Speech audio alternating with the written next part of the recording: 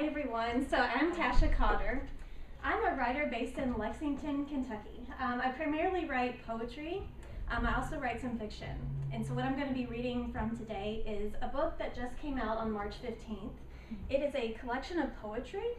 It includes my work and the work of two other ladies, Joy Layden and Jennifer Litt. Both phenomenal writers. Joy Layden just won a National Endowment for the Arts grant. So I'm going to be reading from this, and I'm also going to be reading a few new poems. And so my work is increasingly about the landscape that I grew up in, the Mammoth Cave National Park area, South Central Kentucky. So I'm really interested in the local histories, the history with the cave system, and kind of how that landscape influenced and impacted the lives of the people in that area. So especially the 19th century, 20th century. That's becoming more fascinating to me the more I read about it. And so where I'm at right now is I've completed a second full-length collection of poetry, and it's titled Southeastern, and it's primarily about the Carolinas and Kentucky. So I'm at the point where I'm looking for a publisher for my second full-length collection of poems. My first collection of poems is titled Some Churches. It was released in 2013 with Gold Lake Press, and so I have copies of that book today. I'm selling my books for $10, and I also have a small chapbook of my work I'm selling for $5. And so I'm going to go ahead and get started with a couple poems from this collection that was just released, and it's the Delphi Poetry Series, Volume 2. It's published with Blue Lyra Press. They're wonderful people to work with. If there are any poets in the crowd, just keep them in mind. And so I'm going to start with a poem of mine that was published in Barnell Review about 3 years ago. And this poem is called Arrowhead. To understand the word enemy, imagine the buffalo grazing while listening for the stir of men approaching the hill, sharpened flint in their palms, each of them ready to die for the same thing, the hush of a limestone cave, the rise and fall of sinking creeks. You can almost understand killing for your home because it's a place that claims you and calls you back. But what about the arrowhead? Instrument in hand, the buffalo never stood a chance. Tiny monster, just when you think you know what to expect, there lies the incredible surprise waiting for you to cross its path. And so this next poem I'm going to read is called Thanksgiving. It was recently featured in the Irish Examiner. It's also kind of about family and that landscape and how love and loss can impact the people around you. Everyone asked, but I couldn't tell them that even the colors of the walls had changed. Winter magnolia to a garnet dust. And he had liked this change so much, he bought more land, the rest of it in the county, and laid a new thick layer of carpeting underfoot. No one would say what would happen to the rest of us. He sold the trees for timber and was spotted on his tractor every afternoon. The season swept their separation into a cool ravine. He worked it all away, thistles blitzing the air, cut free by the blade of a scythe as the season tucked itself into fall. The lawns ambering, pumpkins the color of a butternut. I watched him from the kitchen window, ambling past, a row of wire tucked under his arm. It was a disappearance of the past, or was it a tightening on what was left? A copper scrubber taken to everything, the promise intrinsic to a paintbrush. But what desperation I felt, wallpapering the house in sea air and silk. Everything needed a reappointment. We all needed to come clean. And so in that poem, I was using the word we as just this idea of people watching this scene unfold. It wasn't something I'd ever done in my poetry, but as soon as that we came in, I really liked it. And it felt like there were voices kind of seeing the situation for what it was, and I just kind of ran with it. A lot of my poems are coming from I, but I really liked using the we there. So, looking through here. And I wanted to read a few new poems.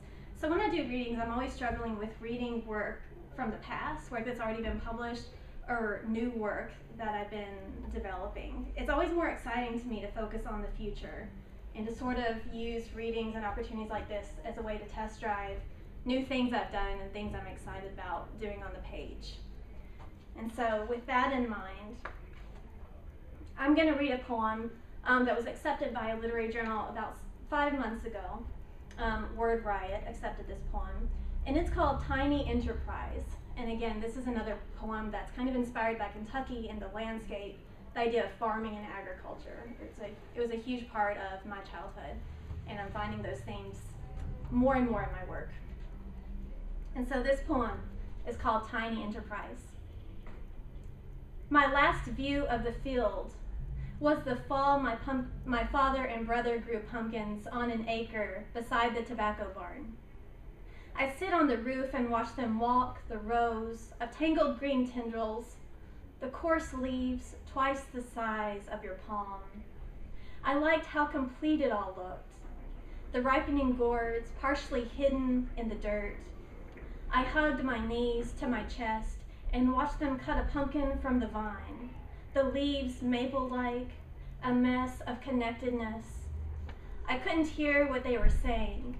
I could only make out the occasional faint points of sound, the land an expansive feast. I already missed the elaborate carpet on the ground. I liked how the aggressive plants worked to reach the end of that square of land. You could see the vines twist at the edge, coiling their fingers around some ancient wish for more room to roam, as if some hidden machinery was telling the pale blossom to go, go, go. Thanks, you all. I love being here. It's so wonderful seeing some of the Bluegrass Writers studio faculty here. Those faculty played a huge role in my life. I graduated from their program with an MFA in poetry in 2010. And so this is my first time at the Berea Book Fest, and it's wonderful. It's always good to see writers that meant the world to you, that mean the world to you. So this next poem I'm going to read, and I always preface this by saying it's kind of a dystopian love poem if there ever was such a thing. I just found out 2 days ago it won 3rd place in the Joy Bell Boone Poetry Prize, which I was thrilled to hear because Joy Bell Boone, she was a poet from the Glasgow Bowling Green area. I went to Glasgow High School, so that's kind of my stomping ground, and Joy Bell Boone, she's kind of a legend. So I'm going to read this poem. It's called Words at the End of the World. It kind of came about one day when I was waiting for the bus in Lexington, and it was winter and it was freezing cold. And so you're standing there shivering and you start thinking of doomsday scenarios, or is the world really going to freeze over? I'm going to read, this is Words at the End of the World. On this last patch of grass we stand shivering, teeth chattering, our bodies jerk in the cold. To distract ourselves, we're telling each other the best things we remember. Triple layer apple pies, the warmth of a buck stove on a winter's day turned on high. I loved the smell of burning wood in my last home. You say that last spring you took a trip to Pikes Peak and ran many miles until you reached the finish line. We recite pieces of poems, letting each line hang in the air, knowing these words, our words, are the final fortune we have. The world is not dead, not quite. There are multitudes of parked cars, an endless expanse of parked metal and no people. You confess you never noticed how many cameras there were, but now you like seeing how they are all around us, staring at our big desert world. I realize they will see past us, their dead eyes witnessing our bodies failing. You want to imagine people behind the machine, and from the way you say it, I know that imagining such things makes you feel less alone. Because standing here, we've become alone together like we sometimes did in life. And I think if we could have loved each other, why did we end up strangers here at the end of time? The barren sky bleeds into a blushed peach, and you hurt too much to say anything. Your breathing fogs the air, and I whisper that I always wanted to travel more, that I wanted to go skiing one more time, and that I never got around to going to Alaska. You close your eyes and clench your fist in this silent battle in our final winter. I can see the color deepening your lips. My last words come out in staggered bursts of sound. I say that I wanted to see the polar bears standing on those sheets of floating ice. I wondered how anything could exist so perfectly lost in a world of soundless, punishing white. And so with that poem, I was literally riding the Lextran bus around Lexington getting these words out.